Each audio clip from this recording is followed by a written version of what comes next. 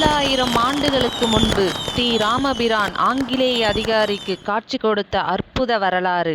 அறிந்த கோவில்கள், அறியாத ரகசியங்கள். மதுராந்தகம் அருள்மிகு ஏரிக்காத்த ராமர் திருக்கோவில் வரலாறு.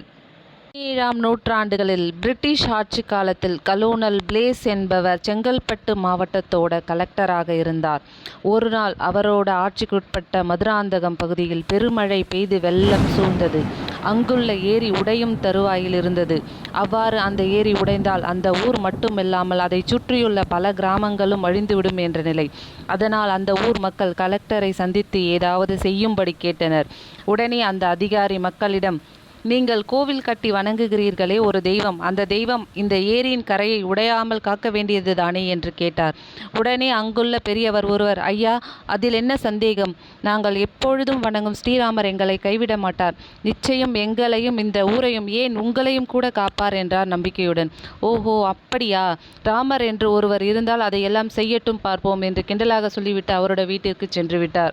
நள்ளிரவு நேரம் மழை இன்னும் தீவிரமானது. நிச்சயம் ஏரி உடைந்திருக்கும் என்று நினைத்தார் அந்த அதிகாரி. சரி, நிலைமை என்னவென்று பார்த்து மேலதிகாரிக்கு தகவல் கொடுப்போம் என்று நினைத்து கொண்டு ஒரு குடையுடன் ஏரிக்கு சென்றார்.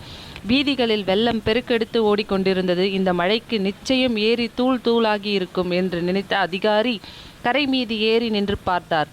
அந்த இருட்டில் அவருக்கு ஒன்றுமே தெரியவில்லை. திடீரென்று மின்னல் வெட்டியது. பளீரென்ற அந்த மின்னல் வெளிச்சத்தில் அதிகாரி அந்த அற்புத காட்சியை கண்டார். ஏரி கரை மீது உயரமான 2 வாலிபர்கள் நின்று கொண்டிருந்தார்கள். அந்த மின்னல் ஒளியில் அவர்கள் முகம் மிக அழகாக ஒளி வீசி கொண்டிருந்தது. அவர்கள் இருவர் கையிலும் வில் அம்பு வைத்திருந்தார்கள். ஏரியை உற்று நோக்கியவாறே எதிரும் புதிருமாக அங்கும் இங்கும் நடந்து கொண்டிருந்தார்கள். ஒரு கணம்தான் அந்த காட்சியை கண்டார் அந்த அதிகாரி.